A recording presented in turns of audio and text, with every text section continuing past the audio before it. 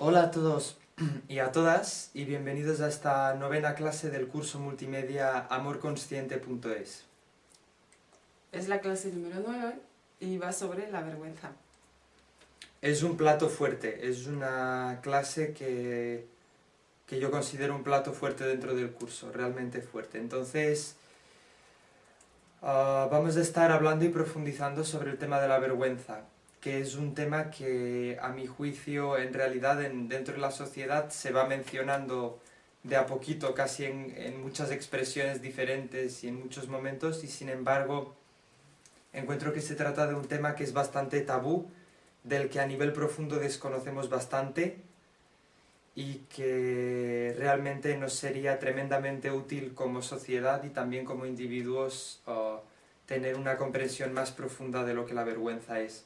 Sí, porque encuentro que si bien no se habla mucho, es como todo, está muy presente en el día a día, momento a momento. Realmente es una emoción que guardamos, una sensación que guardamos que está muy presente en nuestras vidas. Y es una de las principales heridas que conforman la realidad herida de cada uno de nosotros. Entonces, es una parte a tener muy en cuenta. Nosotros dividimos la herida de la vergüenza básicamente en dos tipos. Un poco como en el caso del miedo. Habría un tipo de vergüenza primera que la llamamos la vergüenza humana, que es un tipo de vergüenza con natural y digamos sana, que es una sensación interior de pérdida de integridad, de pérdida de coherencia, de falta de sensación de bienestar ante la expectativa de hacer algo que sabemos que daña a los demás, ante un fallo en la empatía con el otro, ante un fallo en la empatía con una situación X. Cuando cuando me va a pasar algo o me está pasando algo que yo noto que no es íntegro, en mí aflora una sensación de malestar, de pérdida de sensación de humanidad y de integridad, de sentirme bien y a gusto. Como una especie de piloto rojo, como una especie de aviso de que estoy faltando quizás a mi palabra o estoy faltando o estoy queriendo hacer algo que puede dañar al otro de manera objetiva.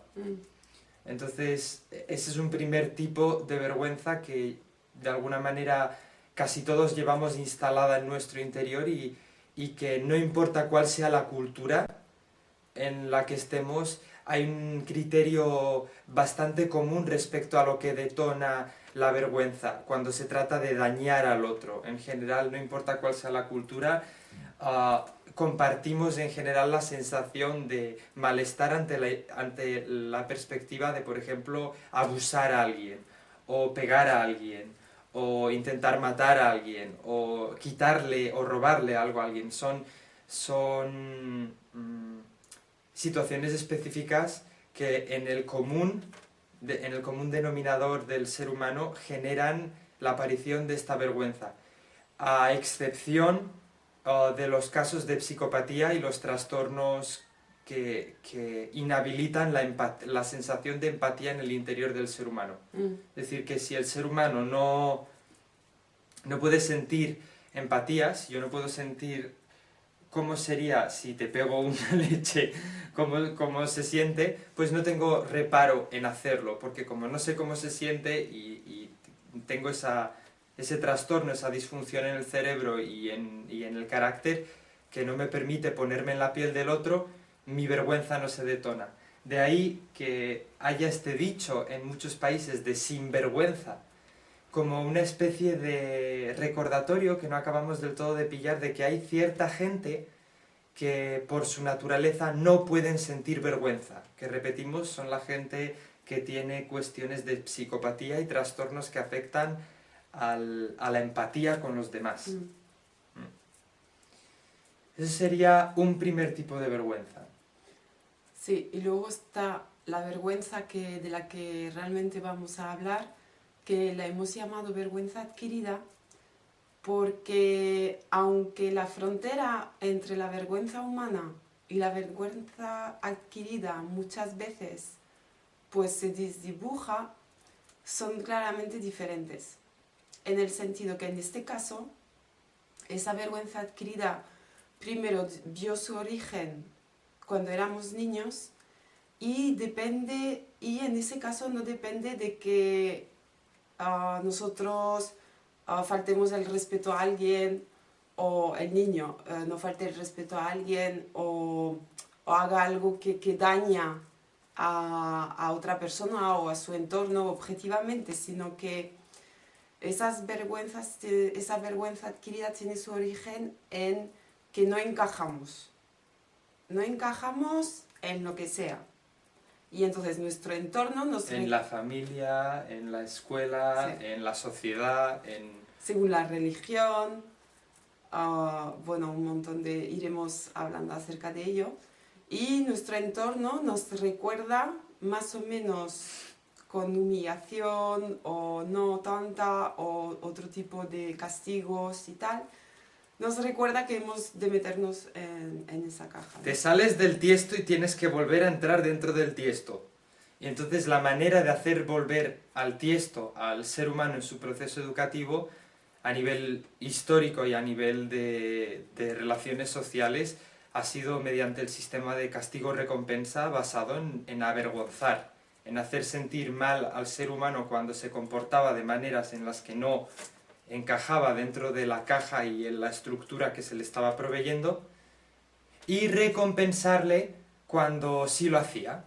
Entonces, la vergüenza adquirida para mí tiene otro componente también, que es una vergüenza que se detona sin... o sea, es un limitante en la vida, es un tipo de vergüenza que me limita y me coarta en mi vida natural. Cuando yo tengo una vergüenza que es humana, que es ante una situación específica, dura lo que dura la situación. Cuando yo la termino, se acabó, no hay más historia. Sin embargo, la vergüenza adquirida puede estar despertándose en mí sin una razón aparente demasiado clara en cualquier momento y va acompañada no de una situación objetiva, como antes decía Caroline, de daño a terceros, de falta de empatía o lo que sea, sino de toda una serie de aspectos psicológicos y de aspectos emocionales en mi interior que de alguna manera no paran de recordarme lo malo que yo soy, el error que soy y por qué yo no me merezco o todas estas cosas.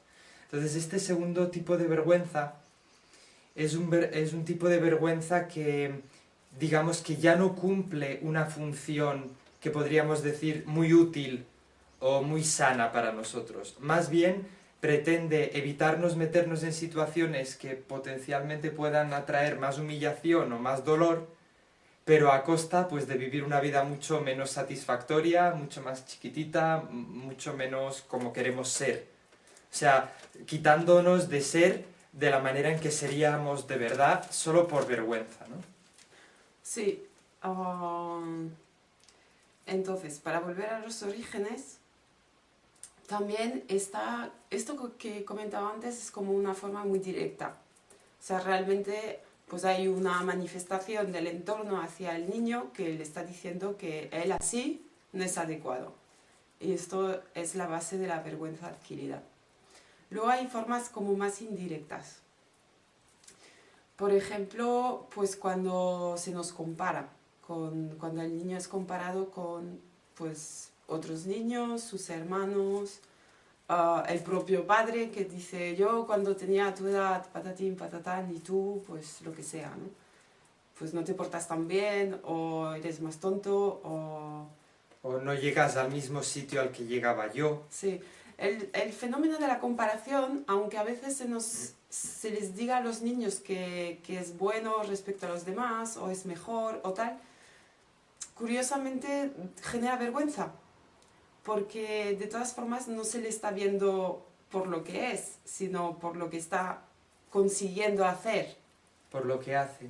Y además genera en el niño, cuando se le halaga y se le refuerza cierto comportamiento, a menudo genera en el niño una sensación de que tiene que vivir con cierto... O sea, que tiene siempre que alcanzar cierto nivel, que los demás tienen puesta sobre él la expectativa de que tiene que alcanzar siempre esos resultados, porque de otra forma ya no ya no va a ser tan guay ni va a obtener tantas cosas como obtenía antes. Ya no va, la cosa no va a funcionar tan bien. Hay muchas maneras en las que directamente recibimos mensajes en los que de alguna forma se nos hizo ver que de la manera en la que éramos no acabábamos de encajar del todo en el espacio en el que estábamos, ¿vale? Porque si asumimos que los seres humanos, cada uno de nosotros es único, ya solamente partiendo del sistema educativo que la mayoría de nosotros recibimos, constataremos que era un sistema educativo normalizador, que tenía la tendencia de meter a grupos de niños de la misma edad y no respetar quizás mucho sus ritmos de aprendizaje, hacer que todos tengan que aprender las mismas cosas en el mismo momento, independientemente de si el espíritu para eso estaba disponible o no, si había la atención o no, toda una serie de cuestiones que no se tienen en cuenta, como si intentásemos a una planta que hemos plantado hacerla crecer más rápido o más lento tirando de las hojas o quitándole la luz o intentar de alguna manera manipular ese proceso de desarrollo que de otra forma sería natural. Y que de otra forma sería excepcional, es decir, sería distinto a lo que nosotros como adultos o como sociedad queramos, imaginemos o deseemos. Sí, es lo ¿vale? que iba a añadir, que se espera mucho siempre del niño. Tenemos como una idea preconcebida, en general los adultos tienen una idea preconcebida de cómo ha de ser, ¿no? Me sorprende a menudo, pienso que en las maneras en las que nos relacionamos con otros adultos de nuestra misma edad, o mayores o un poco menores, que hay un grado de respeto en general pues bastante alto en nuestro compartir, y a menudo pienso, joder, si nos tratásemos entre nosotros como muchos padres tratan a sus hijos, o sea, es impensable entre adultos en una conversación medianamente civilizada tratarnos como muchos padres tratan a sus hijos, con falta de respeto, humillándoles, comparándoles, etiquetando. O sea, a lo que iba antes con lo de la educación, uno de los fenómenos más fuertemente directos que causan una sensación de pérdida de autoestima del ser humano es la etiquetación. Tú listo, tú más, tú menos. Tú puedes, tú no puedes, tú vales, tú no vales. Tú vago. Tú vago, tú trabajador, tú... Claro, ¿qué ocurre? Que todos tenemos todo el potencial en todo momento. Es decir, yo tengo el potencial para ser vago en determinados momentos, tengo el potencial para ser trabajador en determinados momentos, tengo el potencial para darlo todo o para dar nada. ¿De qué depende eso?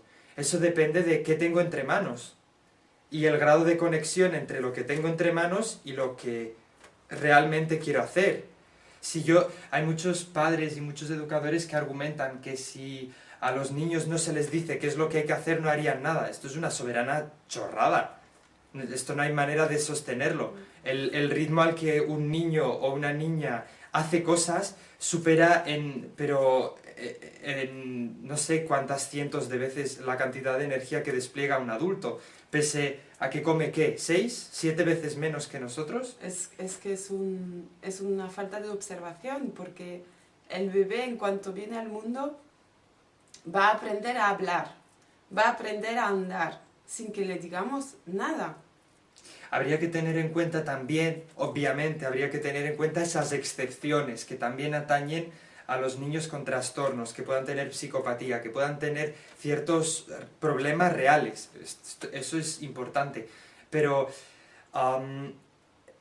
está realmente, cuando encontramos aquello que nos motiva en la vida de hacer, no importa cuál sea la dificultad que tenemos entre manos, invertimos en ello, y hay un esfuerzo, y hay unas ganas, y estamos dispuestos a hacer cosas que no son cómodas, ¿no? Contrarrestando totalmente aquella opinión de los educadores y de los padres que dicen que si no se les dice a los niños qué hay que hacer, pues harían el vago todo el rato. Pues no es cierto. Cuando descubren lo que quieren hacer, Sí. echan horas y horas y están en ello y lo hacen, y de una forma y de la otra, y que si hay que hacerlo invirtiendo un montón de energía, pues se invierte. O sea, no... Si bien es cierto que pueden estar un rato pues sin saber y entonces nos parece a nosotros que están haciendo los vagos. No, están esperando a saber qué es lo que quieren. La analogía sería como decir, ah, no, semilla, es que eres muy vaga porque no estás brotando. Es una falta de comprensión de un mecanismo obvio de la naturaleza. Y lo obvio es que para descubrir ciertas cosas en nuestro interior, no las descubrimos así. Bueno, hay veces en los que a veces tenemos una pequeña revelación, ¿no? Pero en general, ¿qué necesitamos? Necesitamos tiempo. Necesitamos tiempo para desarrollar observación en nuestro interior. Entonces, una de las maneras en las que se nos ha generado una pérdida de confianza en nosotros mismos es a través del etiquetado. ¿Por qué digo esto? Porque realmente cuando el niño es pequeño tiene una sensación muy unificada de lo que es.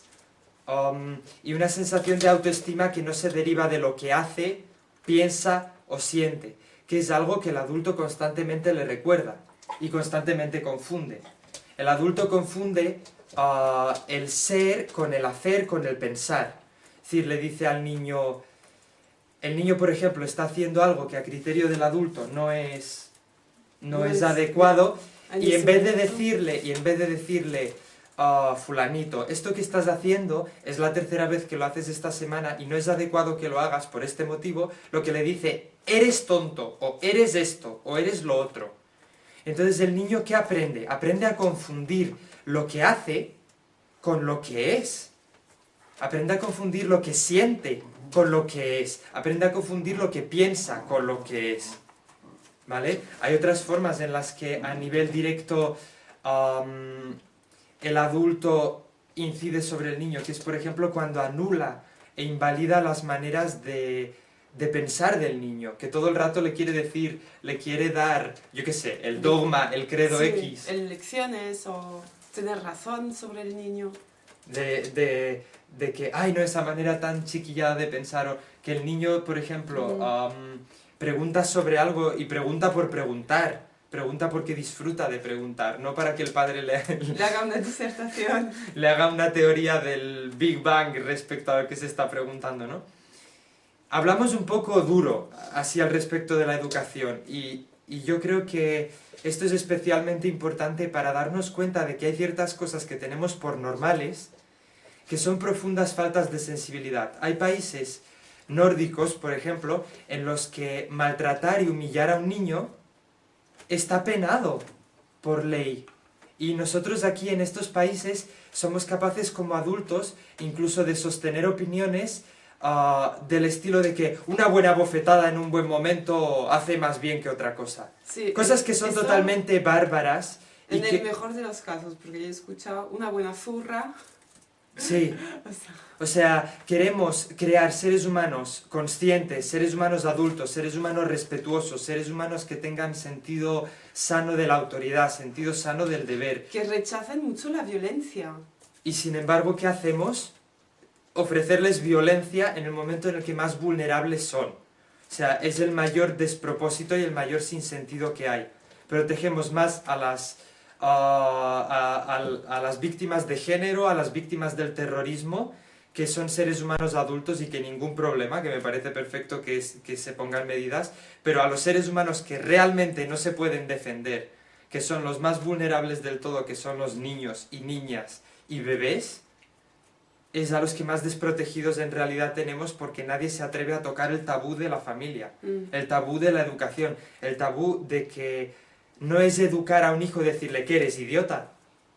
Eso no tiene nada que ver con educación, tiene que ver con un directo abuso a la integridad del niño, que genera unas serias e importantes secuelas en lo que a relaciones humanas se refiere, en lo que a autoestima propia se refiere, en lo que a capacidad de encontrar su vida creativa, su aspecto laboral, la capacidad de establecer intimidad con alguna rama, algún conocimiento, algo. Todas esas cosas son súper importantes.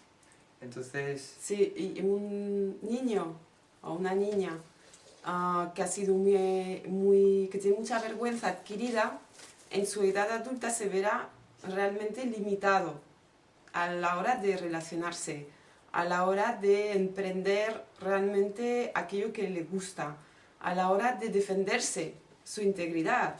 Enseguida pues puede ser una persona que sea pues bastante miedosa. Luego hay otra cosa también interesante que apuntar, y es en relación a lo que comentaba Marco, ¿no? De que al tener mucha vergüenza podemos evitar aquellas situaciones que nos vuelvan a traer esa vergüenza. Pero lo contrario también es cierto.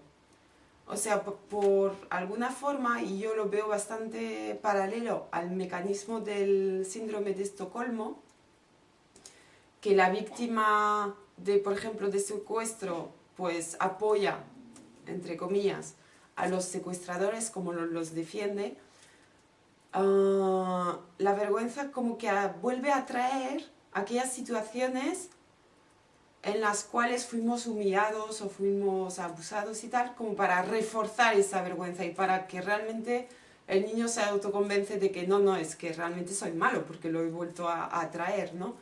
Y supongo que también tiene otra lectura de que por fin podamos cambiar el resultado de esta situación, que hay como un aprendizaje detrás, veo yo, ¿no? Pero lo que está claro es que hay bueno, decíamos antes en el grupo terapéutico que estábamos, de que la vergüenza va de compras. O sea, que realmente la vergüenza es una característica que nos impulsa a repetir patrones. A comprar las mismas situaciones. Sí. Entonces, hemos hecho un alegato respecto a los abusos. Es un tema súper importante. Es uno de los orígenes más flagrantes de la pérdida de la sensación de valía interior. Los abusos, hemos dicho, por ejemplo, abusos físicos que tienen que ver con pegar, con gritar al niño, que tienen que ver con manejarle, pues... de una manera poco respetuosa. Exacto, con agresividad, ¿no? Sin tener en cuenta... De apartarle de todas estas cosas. Incluye el rechazo físico, que es una gran fuente de pérdida de autoestima, cuando un niño es apartado físicamente de las situaciones. También habría un tipo de abuso que tiene que ver con abuso emocional, que es cuando el adulto usa al niño para sus propios fines personales, porque el niño no puede decirle al adulto, no, basta, no quiero, es porque depende del adulto, como por ejemplo cuando los padres usan al hijo de confidente y le cuentan todas sus intimidades y le convierten en una especie de consejero o asesor, le hacen ocupar un cargo dentro de la familia que no le corresponde en absoluto, o le chantajean a través de las emociones, de decir... que me pones triste, ay, que por tu culpa estoy tan depresiva, ay, que por tu culpa estoy enfadada. No me hagas enfadar. O sea, son cosas que no reflexionamos, pero que si reflexionásemos lo más mínimo nos daríamos cuenta de que son auténticos absurdos. Es decir, por ejemplo, no me hagas enfadar mismo, el ejemplo mismo. ¿Dónde surge, dónde aflora el enfado para empezar? En el interior del adulto. Es decir, se está haciendo al niño responsable de un proceso de detonación emocional, de material psicológico y emocional del pasado de un adulto. O sea, no hay por dónde cogerlo, no hay por dónde cogerlo, es una mera repetición de comportamientos que como una cadena de inconsciencia se han ido transmitiendo generación y generación, y es urgente, es prioritario que paremos eso ya, de inmediato, como individuos. Es súper importante que paremos de hacerlo, porque lo que hacemos de esta forma es perpetuar un sistema y una falta de humanidad que no queremos, una falta de sensibilidad que no queremos. Nadie es responsable de cómo nos sentimos nosotros. Cada uno es responsable de cómo se siente cada uno, independientemente de que cada uno tenga o no, en determinada circunstancia, que poner límites, o que transmitir ciertas peticiones, o que ser honesto con el otro, y aclararse y exponerse. Lo uno no quita lo otro. Pero cuando a un niño se le chantajea emocionalmente, se le abusa emocionalmente, haciéndole responsable de que de las emociones del adulto, en realidad al niño se le está generando un enorme caos interno, porque el niño para empezar ni siquiera sabe muy bien por qué papá y mamá se enfadan. Aprende de que, bueno, cuando hago cierta cosa, papá y mamá se enfadan. No que papá y mamá son claros conmigo de que no quieren que yo haga ciertas cosas, no. No es que papá venga y me diga claramente, no quiero que hagas esto. No, es que papá viene y me dice, no me hagas enfadar. Pero es que claro, a veces el enfado es totalmente aleatorio. Entonces el niño o la niña viven en una sensación de desvalorización propia y de incertidumbre respecto a cuándo va a ser el próximo cabreo aleatorio que papá o mamá van a pillar. ¿Vale? Eso sería, digamos, el abuso emocional, que tiene también un porrón de ramas distintas. Y luego estaría el abuso ya directamente más de tipo sexual, que son todos los abusos que, digamos, como sociedad reconocemos como abuso, que serían la violación, por ejemplo, pero también todo lo que tiene que ver con tocamientos, con miradas, con energía sexual irresponsable por parte del adulto hacia el niño. Con hacer partícipe el niño pues de una revista porno o literatura no adecuada para su edad, lo que sea. De aprovecharse de la energía del niño, lo que el niño realmente... Porque el niño realmente no es capaz de decir no de una manera madurada, porque para empezar no ha madurado, no es un adulto con toda la conciencia integrada y con la capacidad de poner límites, porque se vale por sí mismo y puede poner límites y decir, oye, chao, Muchas no veces, me cuentes y me piro. la mayoría de las veces el niño ni tan siquiera se entera de qué va el percance, quiero decir. No se entera de la... El adulto se aprovecha de su condición. De ingenuidad. Claro, de vulnerabilidad, De de que depende, es inocente, no sabe, es inmaduro. Entonces el adulto realmente tiene una posición de poder y de tremenda responsabilidad cuando eso ocurre. O sea, en ningún caso el niño es responsable de los abusos que él pueda recibir de un adulto. Ningún niño, bajo ningún concepto. Eso es cosas que se leen en la prensa, como cierta gente que dice de la iglesia tal o de la iglesia cual, eso da igual, que, no es que me provocaban los niños. ¿Cómo que te provocaban? ¿Pero qué estás contando? O sea, es el último paso que falta ya, que admitamos la pederastia como otra forma más de libertad sexual. Oye, hay unos límites que son muy claros, ¿ok? Entonces, realmente es muy importante ver dónde falla la protección de la integridad del humano. Porque eso es lo que, al final, la vergüenza tiene que ver con la integridad del humano y la sensación de uno mismo de sentirse respetado y valorado por lo que es, independientemente de que sepamos o no definir lo que uno es, porque es realmente muy difícil definir lo que un ser humano es. Pero el respeto básico es que tú tienes el derecho de existir y yo respeto que tú tienes ese derecho de existir. Y de existir a tu manera, porque tú eres un árbol tuyo con tu característica, que darás tus frutos, sean más, sean menos, sean más dulces, sean más amargos, sean más grandes, sean más pequeños, pero son los tuyos. Sí, y si formamos parte del mismo jardín, pues ya nos pondremos de acuerdo cuánta agua te toca a ti, cuánta agua me toca a mí, cuánto sol, cuántos pajaritos me vienen a mí, cuántos pajaritos te vienen a ti, pero nos pondremos de acuerdo, ¿ok? Cimentado sobre ese respeto básico, ese respeto, esa tolerancia que se deriva de una sana autoestima. Porque todas estas cosas que os estamos diciendo del origen, ¿qué causan? Causan una creencia fundamental y una energía, generan una energía fundamental dentro de nosotros como humanos, que es que tal y como soy, no soy adecuado, soy malo, soy negativo, porque si fuese bueno no me pasaría eso, no me hubiese pasado eso. Si yo fuese bueno, no me hubiesen abusado, si yo fuese bueno no me hubiesen humillado, si yo realmente fuese bueno en el cole no se habrían burlado de mí, si fuese realmente bueno no me habrían presionado a ir a hacer no sé qué conciertos y a salir a tocar no sé dónde. Cualquier cosa que podamos poner entre si yo no patatín patatán, entonces no me habría pasado. O si yo Entonces me habría pasado pues que mis padres me hubiesen aprobado, que me hubiesen apoyado, si yo hubiese sido diferente, ¿no? Y entonces es un sentimiento que sigue dentro y que vamos con ello y que tenemos todo el rato la sensación de que tenemos que cambiar algo de nuestro. De que hay algo muy profundamente erróneo en nosotros, que la mayor parte del tiempo ni siquiera sabemos qué está en nosotros, entonces intentamos cambiar todo lo de fuera. No, y cambiarse a uno mismo. Y a uno también. mismo, nos retocamos, nos hacemos... O sea, eso son las manifestaciones, ahora entraremos en las sí. manifestaciones. La otra cosa que quería decir yo, última sobre los orígenes, es que el niño de pequeño no se puede permitir el lujo de... No es que no se pueda permitir el lujo, es que de hecho no ocurre.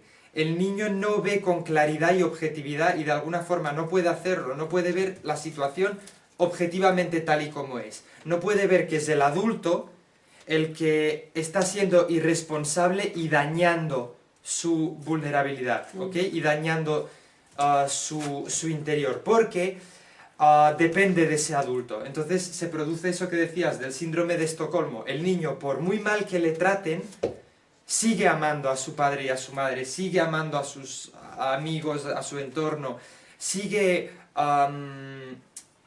en conexión con ese entorno. Entonces, claro, eso genera todavía una mayor confusión porque el niño se hace responsable a sí mismo en su interior de lo que ha pasado. Lo que ha pasado, y es con lo que podemos enlazar lo que decíamos antes, lo que ha pasado ha debido ser culpa mía, por eso me ha pasado. Si yo fuese distinto, no me habría pasado. ¿Ok? Esa es la raíz más profunda de la herida de la vergüenza. De hecho, muchas veces he podido escuchar, pues, claro, si no hicieses eso... No te pasaría. O sé estudioso y tendrá buenas notas, o sé tal y no sé qué. Entonces, realmente, gran parte de la educación actual, la educación que yo recibí por parte de la sociedad, de la familia, del entorno, es que se basaba en la vergüenza, clarísimamente. Otro origen, para un poco ampliar, es la Iglesia Católica. O sea, realmente el catolicismo, sí, en nuestra cultura, directamente naces y ya eres un pecado. Un pecador en este caso. Un pecador, perdón. Y ojo de no ir al infierno, ¿no? Que ahora nos reímos, ¿no? Ahora como adultos nos reímos de todo eso, el infierno y tal. Pero para un niño pequeño, depende del grado de conexión que tiene con Dios o no, puede ser algo extremadamente desestabilizante.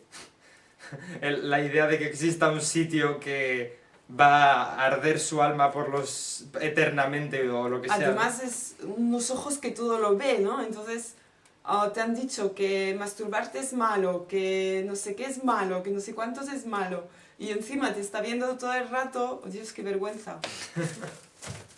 Dios, qué vergüenza. Sí, Dios, qué vergüenza. Bueno, como muchos otros dogmas, ¿ok? Lo que pasa con los dogmas, lo que pasa con las ideologías es que están diseñadas para colectivos, no para individuos. Y cada individuo somos distintos y somos únicos a nuestra manera. Entonces hay ciertas cosas de los dogmas que quizás nos pueden ser útiles o no, pero definitivamente no todos bajo ningún concepto, porque cada uno de nosotros somos distintos e interactuamos con la vida de manera distinta. ¿Qué genera esta vergüenza adquirida para cerrar el origen? Genera en nuestro interior una especie de depósito o un lago o un pozo, llamadlo como queráis, de profunda desesperación, de profunda sensación de no merecimiento, de profunda sensación de falta de valía, de profunda sensación de...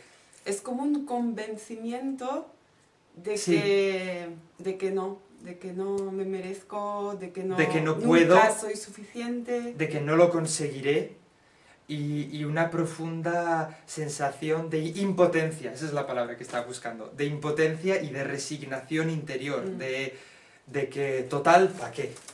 Sí, total, no. De sensación interna de colapso, muy grande, muy grande. Entonces, eso se junta ahí. Sí, y la buena noticia es que es un trance. Sí. O sea, que realmente se puede salir de ese autoconvencimiento. ¿Ok? O sea, se puede ver el autoconvencimiento por lo que es. Podemos gradualmente, a través de una serie de pasos que os vamos a ir explicando, se puede empezar a interactuar con la vergüenza dándonos cuenta de cuándo estamos en vergüenza y cómo es y cómo funciona, y no identificándonos totalmente con ella, porque nuestro problema es que a un nivel muy fundamental, en el sustrato mismo de nuestra personalidad, en las raíces mismas de quien creemos ser, de la autoimagen que tenemos de nosotros mismos, muchos de nosotros, por no decir la mayoría, nos sentimos profundamente indignos en muchos diferentes aspectos. Entonces, eso genera, cuando no sabemos lidiar con ello, cuando esa vergüenza no es contenida y no es gestionada a un nivel adulto, maduro, lo que genera es una serie de manifestaciones externas e internas en nuestra vida actual, como adultos, que se pueden categorizar en varios tipos, ¿no? Pero podríamos hablar más bien de ejemplos sueltos en vez de tanto de los tipos globales, porque lo tenéis también en el texto y lo podéis leer. Entonces, cosas que podemos llegar a hacer cuando tenemos una profunda sensación de vergüenza interior, pues mismamente yo, por ejemplo, gran parte de mi infancia, en muchos aspectos de mi vida, tenía una sensación interior de superioridad. Me creía superior a los demás en un intento de tapar mi inseguridad interior, mi vergüenza interior, mi falta de seguridad en mí mismo, ¿no? En ciertos aspectos. Curiosamente, en la sociedad en la que vivimos, a veces eso se dice, ¿no? Dice, ay, este va de chulo, ¿no? Va de guay. Seguramente que tiene que tener un complejo de inferioridad. Y en cierta forma tenemos buen ojo. O sea, Sí, en cierta porque- forma vemos a veces las cosas y nos damos cuenta. Porque efectivamente, en muchos casos, detrás de los fenómenos de la gente que siempre quiere tener la razón, tener la que quiere última palabra, destacar por encima de los demás. que quiere de manera compulsiva destacar, o que quiere de manera... O sea, todo lo que son maneras automatizadas e inconscientes. No estamos queriendo decir que cada vez que queremos tener la razón o que cada vez... No, no, no. Estamos hablando de mecanismos que son compensatorios, de mecanismos que funcionan como un intento de distraer la atención de las personas con las que estamos tratando y distraer nuestra propia atención de ese pozo interior de falta de valía y de falta de Sí, y dignidad. sería como una vergüenza compensada en activa. Porque me venía a la mente las personas que luego se colapsan, que son depresivas, que están totalmente chafadas, que nunca intentan hacer nada. Eso sería la vergüenza colapsada. Que se han resignado. Es como el extremo de la vergüenza, la resignación, ¿no? Que no quieren sentir su impotencia y hacer algo al respecto, y entonces, pues, como no se puede hacer nada, soy así. Y no puedo cambiar. ¿Qué le voy a hacer? Pues sí que podemos cambiar y sí que se puede hacer algo al respecto. Por supuesto que se puede hacer algo al respecto. Entonces, forma parte de las manifestaciones todo eso. Otra manera en la que forma parte de las manifestaciones es lo que apuntábamos antes directamente, que es intentar directamente cambiar aquellas cosas que nos da vergüenza de nosotros. Ah, pues me da vergüenza cómo es la forma de mi cara, pues me opero 1500 veces hasta que mi cara queda de la manera en la que yo imagino que a los demás les voy a gustar. O maneras de compensar escondiéndonos, huyendo, no mostrando las partes de nosotros que no nos agrada. Que no nos agradan, intentando siempre lucir una máscara de algo que en realidad no somos y que a cierto nivel sabemos perfectamente que no vamos a poder sostener de manera indefinida, porque vivir con una máscara realmente es agotador y se paga un precio súper alto. Encuentro que algo que no hemos puesto en el texto y ahora que me viene, y creo que es una de las manifestaciones de la vergüenza, es intentar controlar todo. Como prestar mucha atención a los detalles y controlarlos. Porque eso encuentro que en mí lo que hacía es como suavizar un poco esa sensación de impotencia. O sea, es un pseudo... No, como yo puedo controlar, son detalles que realmente no tienen ningún impacto sobre lo que puede llegar a pasar o no, pero da la sensación de cierto que sí que puedo, ¿no? Que no soy tan impotente. Otra manera distinta que tiene de manifestarse a la vergüenza no contenida de nuestro interior, la vergüenza adquirida que no sabemos contener, es mediante ciclos de péndulo entre machacarnos y ser extremadamente autoindulgentes. O sea, alternamos ciclos de ser súper duros con nosotros mismos, tenemos esa voz del juez interior que todo el rato está diciendo deberías, no deberías, deberían verte, deberías hacer, deberías no hacer, deberías cumplir, deberías llegar, deberías no sé qué, no sé qué. Entonces nos presionamos mucho a nosotros mismos, hacemos un montón de cosas que no queremos hacer. Tenemos como picos. Sí. Yo lo veo como una gráfica, ¿no? Pico de hacer mucho deporte, pico de quedarse en el sofá viendo la tele, pico otra vez porque me siento fatal. Eso es súper, bueno, para las dietas, yo no sé vosotras, y quizás ahora vosotros también, ¿no? Porque eso, ya hombre, mujer, parece que todos hagamos lo mismo, aunque no tenemos nada que ver, pero bueno. Pues esos picos, ¿no? Me pongo de régimen. Pues el régimen ya está, ya me da el gazao, vuelvo a comer un montón, y vuelvo a ponerme de régimen, y vuelvo a comer un montón. Es como no parar. Es la manera en la que intentamos de alguna manera lidiar con lo que nos está pasando. Pero veréis, lidiar es lo que es la intención, lo que os estamos intentando apuntar es que lidiar con la vergüenza no es un fenómeno externo a nosotros. Pese a que tomando ciertos pequeños riesgos, nuestra sensación de dignidad puede mejorar.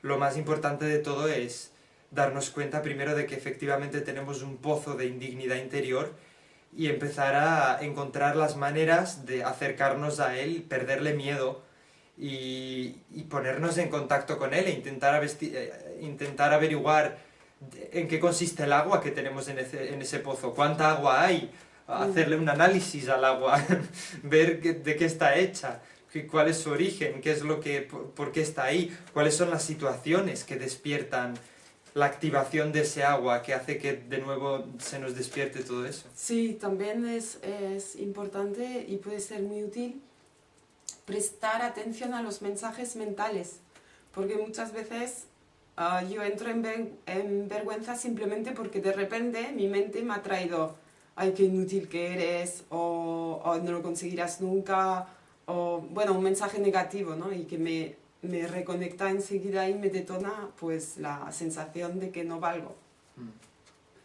Estamos diciendo bastantes herramientas, retornamos un poco todavía a las manifestaciones para que os podáis reflejar en las manifestaciones.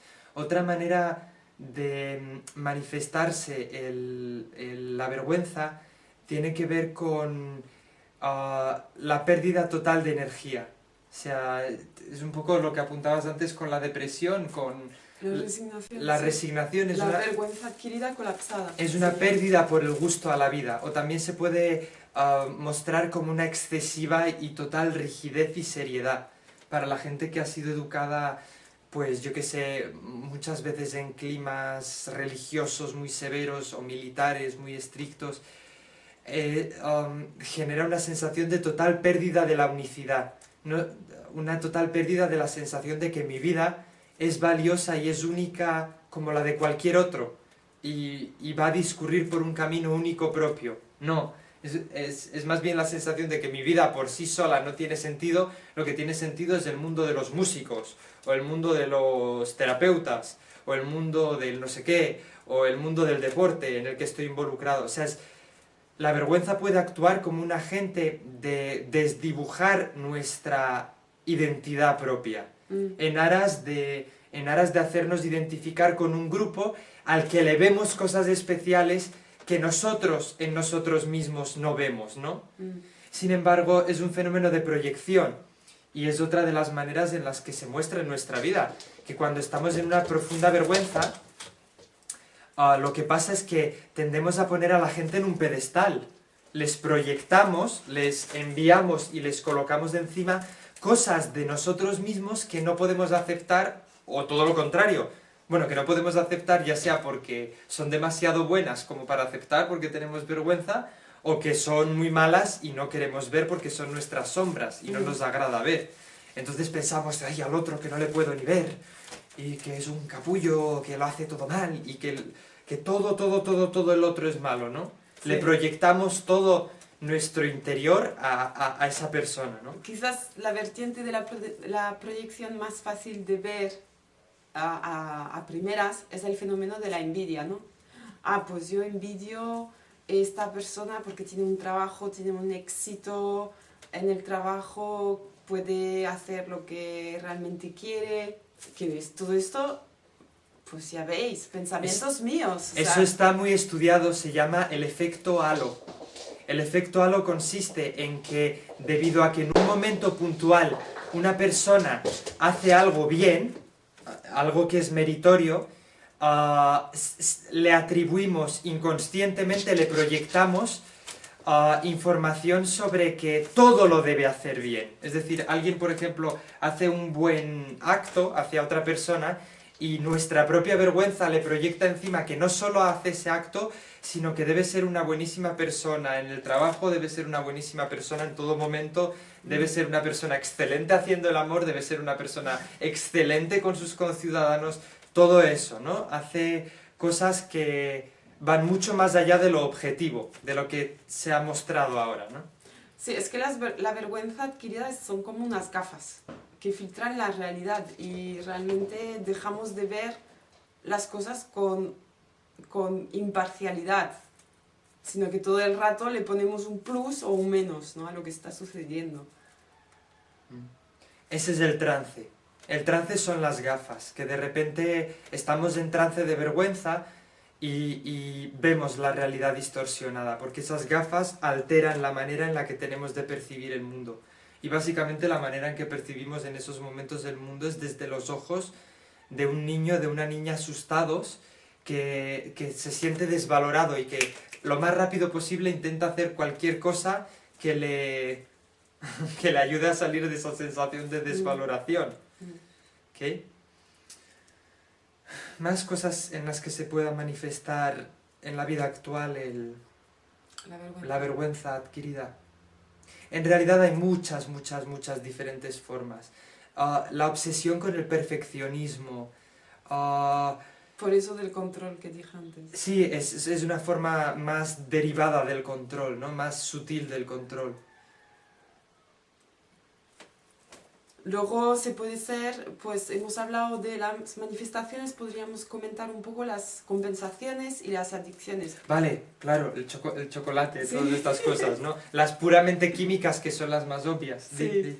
Pues por ejemplo la alimentación, muchas veces utilizamos ciertos alimentos para camuflar, sí, me gusta bastante, camuflar el sentimiento, la sensación de que no valgo, esa sensación de pesadez.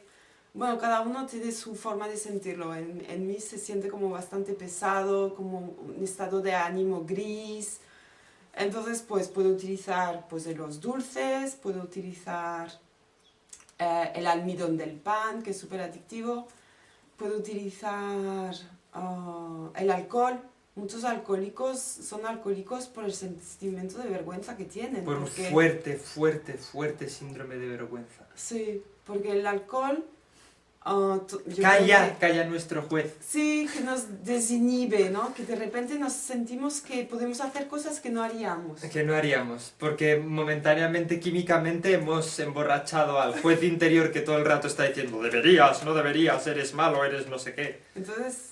Y eso, de repente tal. O las drogas, ¿no? cualquier Luego tipo las de droga. drogas. Las drogas, bueno, aparte de la vergüenza, pues... Claro, cuanta más adicción hay, más detrás hay un historial herido, traumático, que no, la persona es incapaz de gestionar. Tampoco tiene por qué ser cosas muy fuertes, sino que simplemente esa persona tiene una gran sensibilidad. Y hemos de derribar un mito. A ver, me gustaría derribar un mito. Y el mito es que el trauma depende de la percepción del sujeto. no es que ciertas cosas son trauma y ciertas no. Puede ser que por los motivos que sea, el experimentar un terremoto no es vivido como un trauma porque la persona se ha sentido muy acompañada, se ha sentido que han podido gestionar la situación todo lo bien que han podido y no le ha quedado ninguna secuela. Y al mismo tiempo puede que una persona en la casa de al lado, porque las circunstancias eran diferentes, tuvo una percepción total de indefensión, total de incapacidad de hacer nada y le ha generado unas secuelas importantes con las que está teniendo que lidiar en su día a día. Y eso es en el caso de una cosa muy específica y fuerte como por ejemplo un terremoto. O por ejemplo la humillación que es de unos padres que no son conscientes, por ejemplo, que descargan su ira y su malestar sobre el niño. Pero, por ejemplo, el trauma puede ser algo como un pequeño gesto repetido durante años, día a día. Cosas pequeñas, cosas chiquitas. O sea, realmente la noción misma de trauma es una noción muy versátil. Es un golpe. Cuando hablamos de traumatismo físico, es un golpe, una cosa que nos duele. Puede ser un traumatismo leve, que me pillo el dedo con la silla. Claro, pero si te pillas los 20 dedos cada día, pues ya no es un trauma leve, es un traumatismo importante, te invalida, ¿ok? Entonces, pequeños traumas en el tiempo, pero muy repetidos, pues acaban siendo un trauma grande. O sea que... O sea que tenemos a un perro kamikaze por aquí. Vale, no, realmente el trauma... ¡Qué susto! ¿Qué pasa, loco? Realmente me gustaría eso, transmitir esa idea de que el trauma no es ni algo malo ni es algo que forma parte de nuestra percepción. Si no hemos tenido manera de gestionar una situación que emocionalmente la hayamos percibido como dura, tenemos un pequeño trauma y no es nada grave ni es del otro mundo. Todo el mundo tenemos muchos en muchas áreas. Con eso lo que me gustaría aclarar es que no minimizar las cosas que te han pasado si ves que te duele o que en tu vida actual tiene una repercusión. ¿Okay? Hacemos eso. Eso también es otra manera de manifestar, la vergüenza. Entonces, vamos a abordar ahora ciertos pasos específicos que pueden realmente ayudar en el proceso de sanar la percepción de nuestra vergüenza, ¿vale? Porque al final las heridas, el caso de la vergüenza es como el caso de las otras heridas. No es per se negativa. O sea, el problema no es que tengamos ese pozo, de indefensión y ese pozo de falta de valía en nuestro interior, no. El problema se deriva del hecho de que estemos identificados con él de tal forma que no nos sepamos diferenciar de ello, no sepamos ver que en nuestra vida actual ahora tenemos puestas unas gafas que filtran la realidad y que nos la hacen ver de una manera en la que realmente no lo es.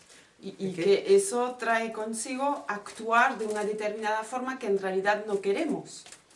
Que lo que hace justamente es atraer de los demás respuestas a que no queremos atraer. Si queremos que los demás nos vean como somos y no nos estamos mostrando como somos, claro, hay una dificultad ahí, porque le estamos dando información a la gente errónea sobre la que ellos actúan. Yo me estoy sintiendo avergonzado por tal cosa, pero finjo que no me avergüenza, que no me pasa nada, que está todo ok, y la persona que está recibiendo la información está diciendo como, bueno, este no necesita nada, y quizás justamente yo estoy necesitando ayuda o apoyo en lo que estoy diciendo, pero justamente como no me atrevo a reconocer que necesito el apoyo y la ayuda, la otra persona, como ve que yo estoy súper seguro y que no me pasa nada, claro, no hay alineamiento entre lo que sentimos y la verdad interior con lo que luego expresamos y hacemos. Entonces, la vergüenza genera mucho eso, genera un desalineamiento, genera una doble percepción. Me siento de una forma por dentro, pero muestro otra cosa hacia afuera. Entonces, el primer paso en este proceso de sanación de la percepción de la vergüenza tiene que ver con empezar a reconocer los momentos específicos en nuestra vida en los que estamos en la burbuja de la vergüenza, en los que hemos entrado en el trance de la vergüenza. Hay diferentes formas de darnos cuenta. Puede que nos demos cuenta directamente por las sensaciones somáticas o emocionales que tenemos, las sensaciones corporales o sentimientos que estamos experimentando, pues depende. Pecho hundido, me falta respiración, lo que decías tú antes, de sentirme gris, un estado de ánimo gris, muy apagado. O que vienen pensamientos pues negativos y que nos empujan hacia abajo. O, por ejemplo, para mí, una buena manera de detectar cuando estoy en el trance de la vergüenza tiene que ver con cuando me doy cuenta de que estoy compensando. Cuando me doy cuenta de que llevo media hora charlando sin parar e intentando impresionar a la gente a mi alrededor. ¡Tic, tic, tic, tic! ¡Hola! ¿Qué está pasando a ese niño interior? Muchas veces es más fácil darse cuenta de esa forma. Porque la compensación ayuda a ver en qué sentido estoy tensando de la cuerda para no sentir. Entonces eso me ayuda a mí a entrar en contacto con la sensación. Porque lo primero es reconocer cuándo en ciertos momentos de mi vida estoy sintiendo vergüenza. Un segundo aspecto importante sería estudiar un poco la historia de nuestra vergüenza, saber a nivel de referencia cuáles son las cosas que nos han pasado que han podido provocar una falta de sensación de valía en nuestro interior, aprender a investigar, a bucear en nuestra historia para averiguar cuáles son esas cosas para nosotros, para nuestro propio conocimiento de nosotros como mismos. el origen de esta vergüenza, ¿no? A eso le seguiría un siguiente y tercer paso que tendría que ver con, una vez se han identificado cuáles son las circunstancias que usamos para compensar, cuáles son las estrategias que usamos para compensar, sería comenzar gradualmente a detener esas compensaciones, detener esas acciones que hacemos para intentar compensar nuestra sensación de malestar y vergüenza. Por ejemplo, quiero tomarme la tableta de chocolate porque esta tarde alguien hizo un comentario y me sentí avergonzado.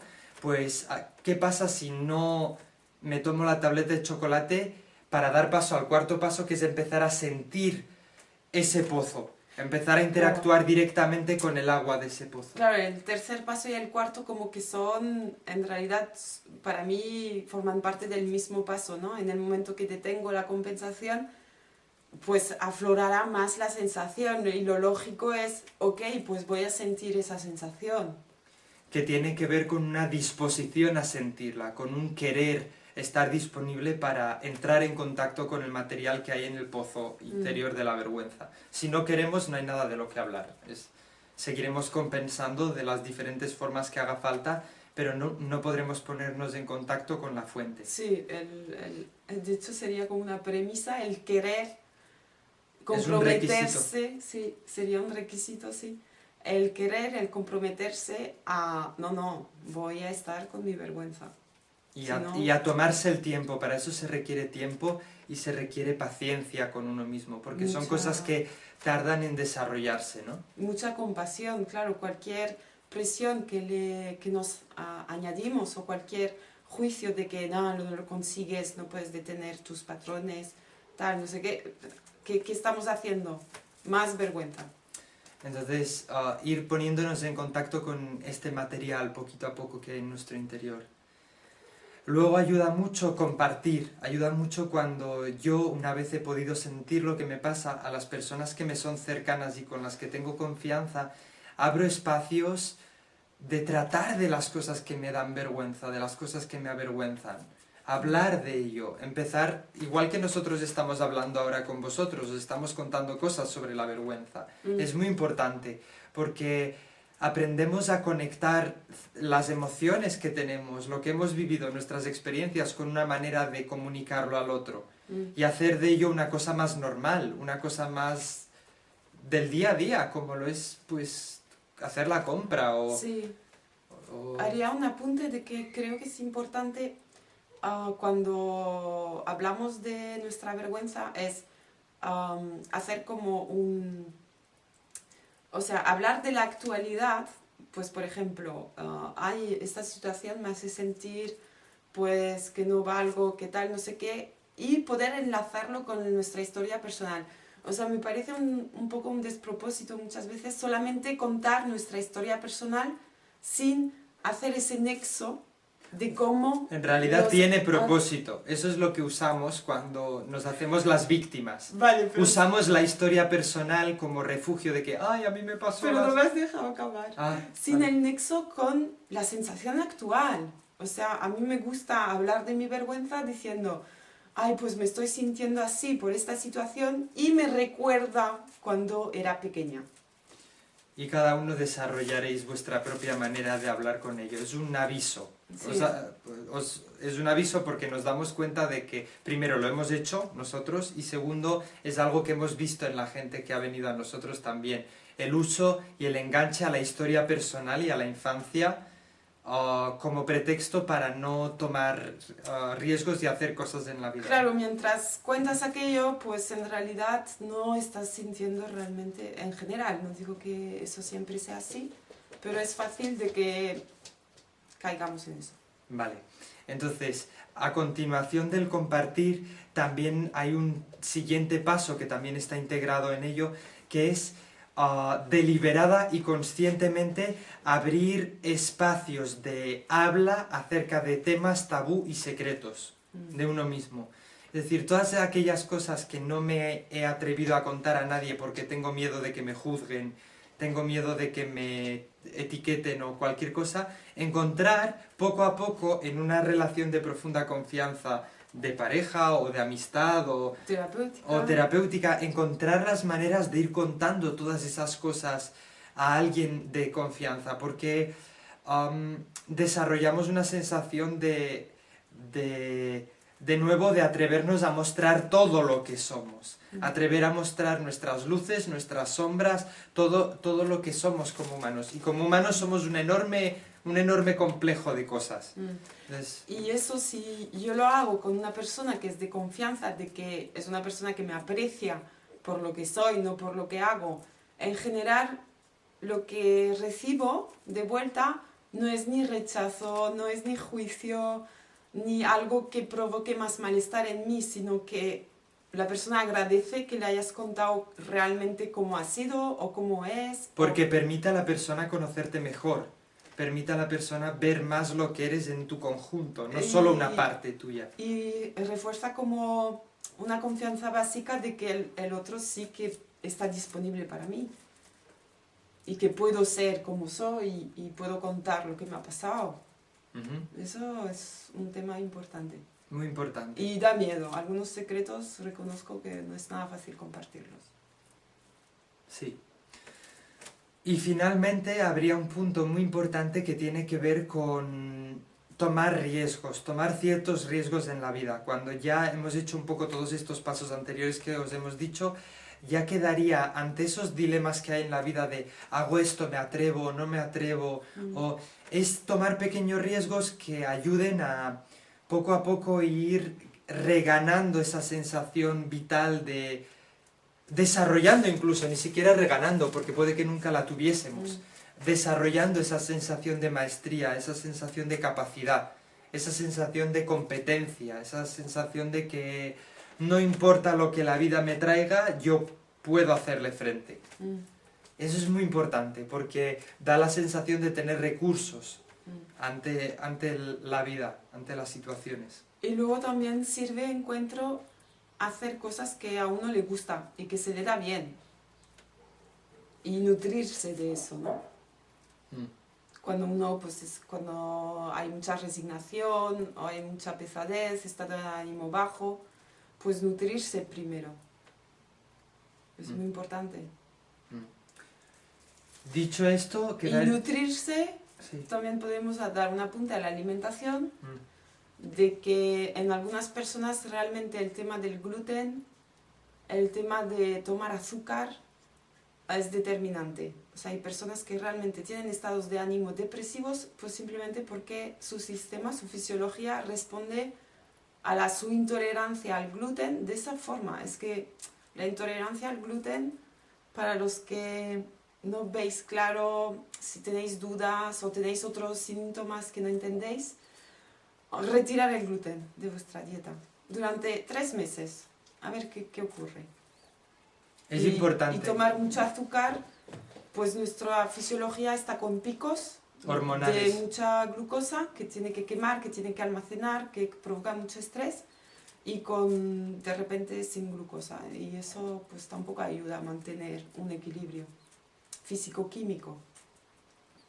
Entonces eso quizás para algunas personas sería empezar por la dieta y luego seguir con ese trabajo Sí, interior. porque si el motivador principal de desajustes emocionales tiene que ver con lo que comes, por muchas clases que hagas y por muchas cosas que hagas no va a servir de gran cosa. Y hay muchos testimonios de que realmente es así. Bueno, mi caso mismo yo lo noto. Desde que he retirado las fuentes de carbohidratos en general de la alimentación, que queman como glucosa, encuentro mis emociones bastante más estabilizadas Sí, yo también.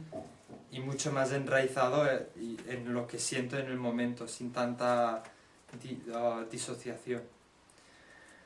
Entonces, para finalizar, esos son los pasos. Y también podéis consultar en la parte del texto que tenemos con esta clase y la meditación guiada en audio que acompaña esta clase. La podéis hacer servir todas las veces que sintáis que necesitáis, especialmente en aquellos momentos en los que sentís que alguna situación ha sabido detonar vuestra herida de la vergüenza. Al principio es especialmente útil usarla para trabajar con ella y haceros cada vez más amigos, porque al final de lo que va el trabajo con la vergüenza es perderle miedo al pozo interior que tenemos de angustia y de vergüenza y de resignación y indefensión y falta de valoración interior, y aprender a vivirlo de una manera en la que extraemos aprendizaje de él, en la que extraemos muchos tesoros, muchas cosas valiosas que hay en nuestro interior, que solamente porque van revestidas de falta de valoración muchas veces no nos atrevemos a tocar y a traer a la luz y a compartir y a poner al servicio de la humanidad, del resto de las personas. Pues diciendo esto... Y eso. Ya Creo está. que ya está. Esperamos que os haya sido de utilidad. De nuevo, vuestras preguntas son bienvenidas. A menudo con vuestras preguntas articulamos nuevo contenido que podéis ver en la página web, en www.amorconsciente.es, y las podéis hacer servir el material. Entonces esperamos que os sirva y un placer realmente poder... Es bueno hablar de la vergüenza. Durante estos días hemos estado mucho yo he estado mucho con mi propia vergüenza y me ha servido para poder hacer esta clase. Y hablar de ellos, muy, muy, muy importante. Que podamos hablar de estas cosas cada vez más abierto entre todos y cada vez con mayor comprensión y naturalidad de las cosas. Muy bien. Hasta pronto. Pues hasta la próxima. Chao.